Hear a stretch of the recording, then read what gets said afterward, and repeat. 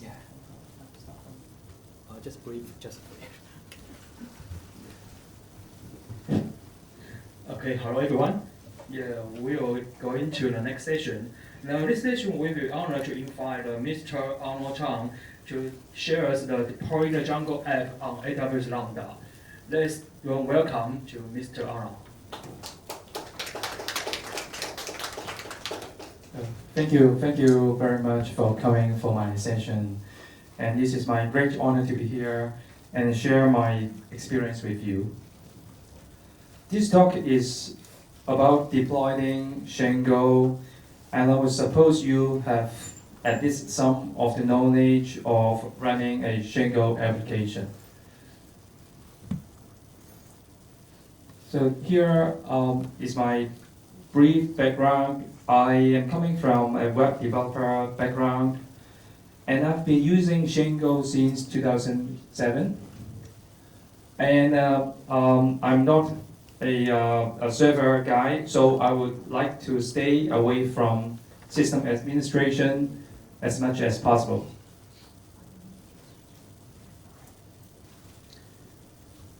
A few years ago, we have an internal project, and this project is to store currency exchange rates. And here are the business requirements. We have to record currency exchange rate periodically, and we need to generate PDF report if there is any requests. And perhaps you may know generating a PDF can be a time-consuming task, which may run out of 30 seconds. And if we handle this requirement incorrectly, we probably see a timeout error. And it has to be scalable and support up to 100 concurrent users. And of course, we don't want this system to store to run on an on-premise server, but rather a cloud-based system. So the challenges are 3 systems requirements that we need to solve. We have to able to execute background tasks periodically and automatically. And as I said, we need to cater for some task execution that may lead to 30 seconds timeout. So we found a solution: salary and salary bit. If there is anyone know salary or salary bit, please raise up your hand. Okay, so many advanced developers here. Okay, but the problem is, are there a salary-friendly platform out there? For all of these 6 platforms, I've tried it myself. And perhaps you may know AWS, EC2, Elastic Beanstalk. I thought they are salary-friendly, but actually it's not. I've tried 2 months' time, full-time, searching on the web, searching on AWS documentation, but there is no luck. 2 months were wasted on this. And I was attracted by the name of Python Anywhere. So I thought they can do anything, but it's not. And for the rest, DigitalOcean, I believe, yes. But as I said, I'm pretty afraid of typing on the command line and terminal. So I would like to stay away from those clumsy server settings. So DigitalOcean and Docker are one of the best choices, but it's not up to the standard of my mind. So what's next? Heroku. Heroku is super useful. It works like a charm. Compared to AWS that I've spent 2 months of time, I spent 2 days only on Heroku, and it satisfied all those requirements that we need. But the only problem of Heroku is super expensive. To reduce the cost, we have to scale down the server instances at night and keep running those background tasks only. But we still need to pay around $450 a month, which equals to 4,000 Hong Kong dollar. I'm talking a month. So we have been using it for more than a year happily that we can accomplish our business requirement. And the good news is our client base is growing bigger and bigger. But the build from Heroku is getting bigger as well. It's not a small amount for a small, medium-sized company. So to maintain our competitiveness, we need to find a new cloud platform for our system, but cheaper.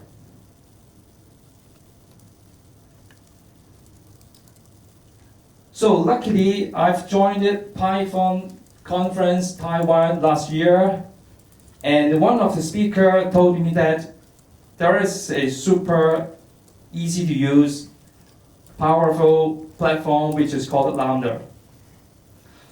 Although that talk is not about web development, it's not about web deployment, but I was impressed by Lambda's pricing model. So as you can see from the slide, for Lambda, we only paid for what we used. It handles requests, calculations, and response. While the traditional server always on and the charging model is not that reasonable. So why we have to pay for the idle time of my server? It doesn't do anything for me.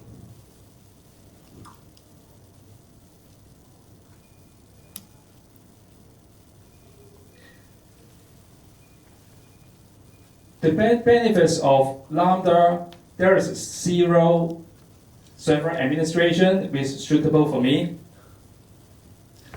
It is scalable, and the default instances launched by AWS for us is 1,000. So we have 1,000 army ready for fighting for the users for requests. The price is up to 100 milliseconds. If the request takes less than this, we only pay for 100 milliseconds calculation time. So can we write on AWS Lambda for Django? The answer is yes, otherwise we're not here. Okay, so all we need is Zappa. Zappa is a super heroic Python module. It's a bridge between Django, Flex, and AWS Lambda. It fulfills all the 3 requirements that I need. Let me recap. It is asynchronous task execution. It is a scalable platform, and it can execute background tasks periodically and automatically. And it works seamlessly with other AWS services. So let me show you a quick demo.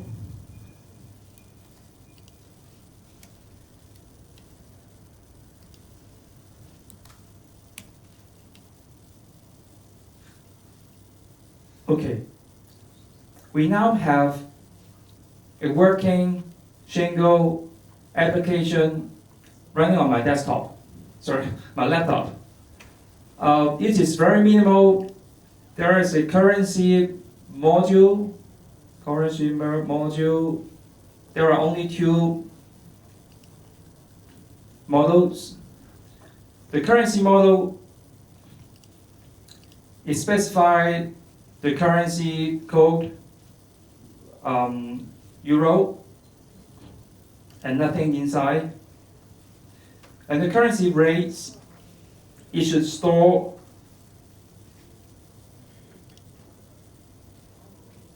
a foreign key currency and the rate compared to USD.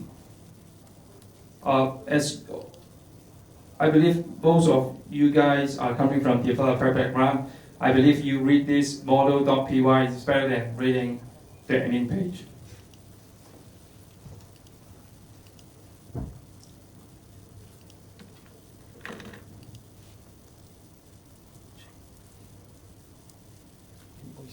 可唔可以轉呢個座嗰個咪？定係要我揸住？哦，講得。Check, check.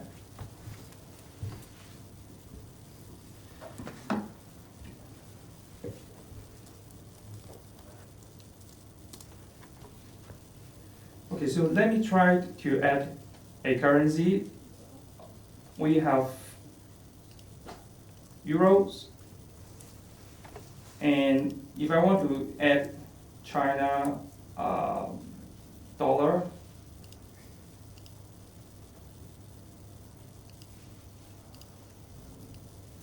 I also want to add pounds, Japanese yen. Okay, so we now have 4 currency here. And remember, the objective of this application is to record the currency exchange rate. So if I want to save the current Chinese yuan to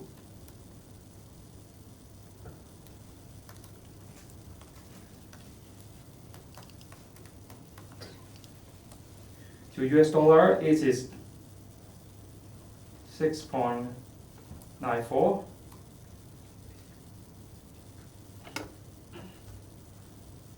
Okay, so how simple is this application?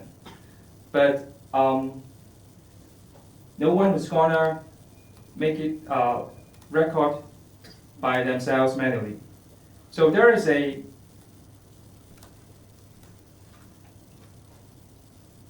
it's a website called the Currency Layer. You just need to register, and it allows you to query their API 1,000 times a month for free.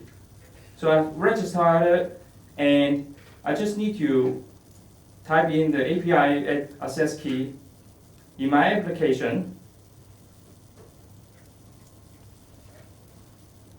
Okay, so this application is stored in task.py,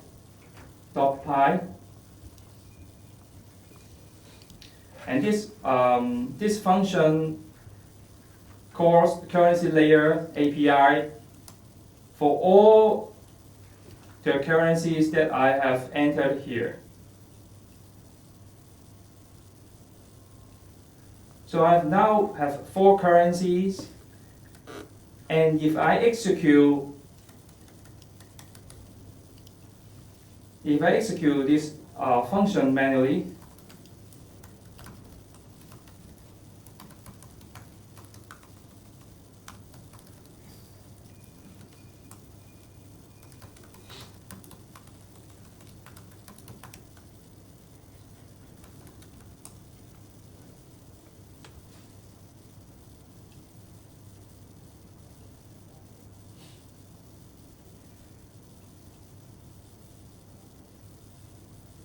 okay, so it grabs all those exchange rates for me automatically.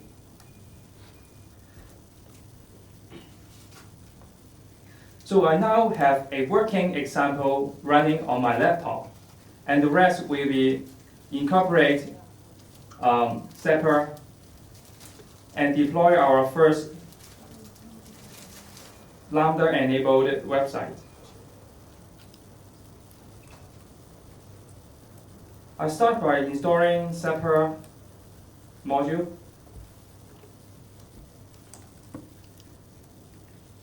And the first command that we need to type is just Zappa init. It asks me for several questions, and what we need is just pressing several number of enters. Just take the default values.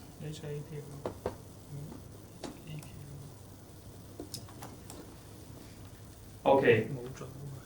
What Zappa init is for us is it generates a Zappa settings file. So let's have a quick look of this file. Okay. What it generates for us is pretty much enough. But if I want to execute my function, get currency rate for its periodically and automatically, I need to add some more lines to the separate settings file. So because of time, I have already prepared what we need to type here.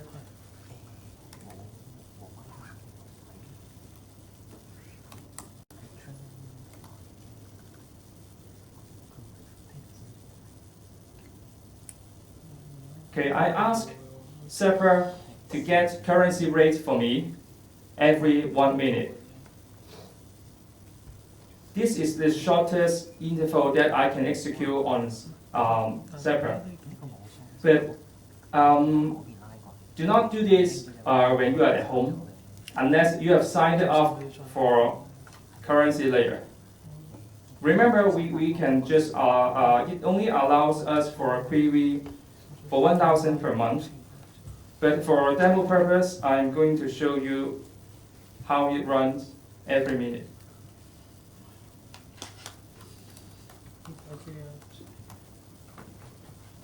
Separate deploy, and it will prepare all we need for the first time. So while it takes pretty much, I believe it takes several minutes to generate all the library that it needs, I want to go over the cloud diagram that we use on via Lambda. Although I have already repeated several times that I'm lazy and I want to stay away from server administration, this is the diagram of the current system that we have built. In the center is Lambda, and then it connects Elasticsearch for storing those pre-generated results. We also have a Postgres database. I believe most of you use Postgres rather than MySQL if you are a Django developer. And for DynamoDB, we use it to store asynchronous task results.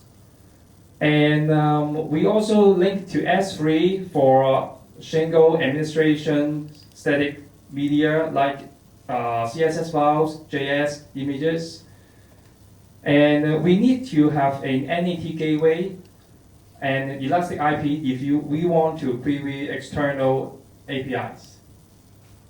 And although Lambda is the core of this diagram, one of the points that I want you to note is the bottom left-hand side. There are CloudFront and API gateway.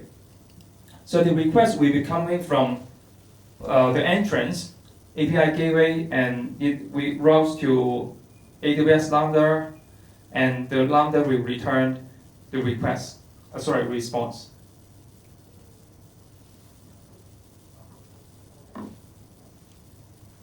I think it's about time. Okay. So in the meantime, Zappa has already deployed our first Lambda-enabled cloud system. So we can copy the link and we check it. Boom. Error occurs because it generates a new API gateway for us, and we need to copy and paste this host and add it to our allowed host variable.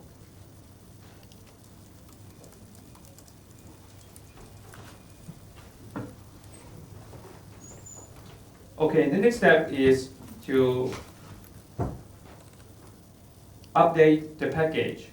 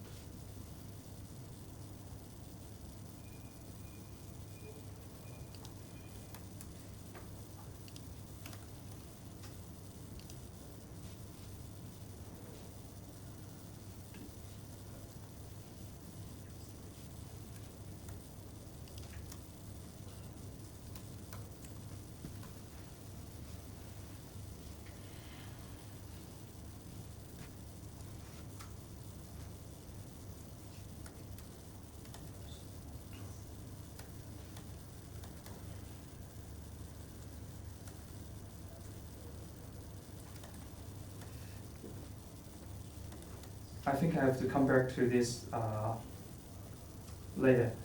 So because of time, I want to continue with my slides and come back to what we did on Lambda demo later.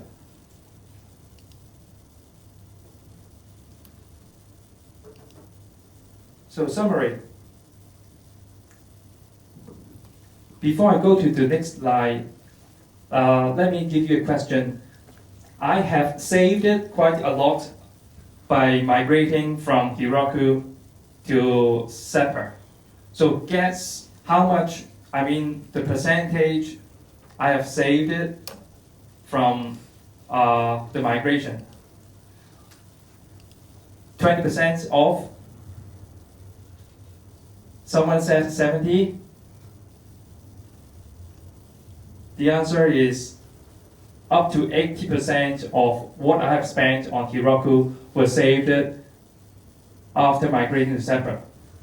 And I have met those 3 requirements. And one of the points to note is there are default 1,000 instances ready for us to use. And I've personally stress tested what I can achieve. With lots of background tasks, keep running every minute or every several minutes, I can have more than 250 concurrent users before I get any errors. So I have been using Zappa to generate video thumbnails asynchronously and images and video thumbnails, and generate pretty time-consuming PDF so that next time when the user needs this PDF, it comes instantly. And Redis as well. So I can't think of any disadvantages of Zappa except the following. It doesn't work in China. This is one of the most wanted feature for us. Okay, and it requires lots of AWS access rights because it uses lots of AWS servers to make this work. So if your organization has a pretty well-structured access control on your AWS account, it may be problematic when you try to deploy and update your Zappa project. And as you may know, the maximum time for Lambda running a single function is 5 minutes. So do not use Zappa or Lambda to run your AI or machine learning code unless you split them into different chunks. I think it's time to back to what we have deployed.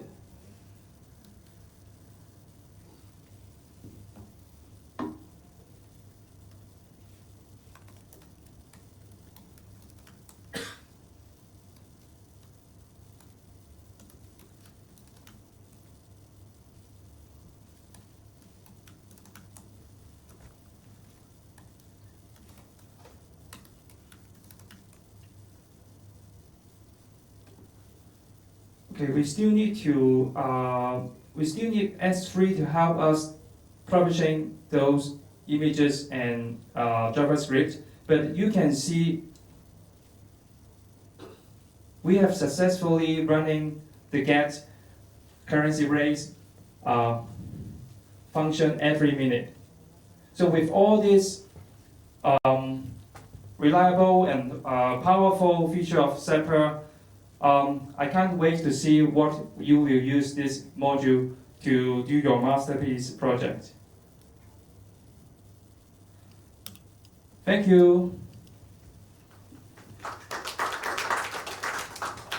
Do you have any questions?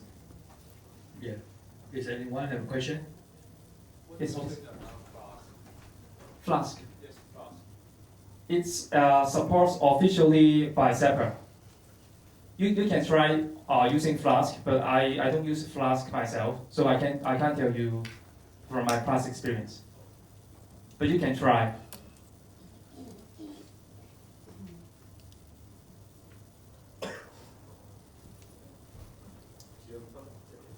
And do you need a green unicorn to host your Lambda? No, you don't need to touch any unicorn, WSGI. It's totally automatically. If you are a guy just like me, don't want to type in front of a server, managing those startup scripts, this is your choice. Okay, so anyone have a question?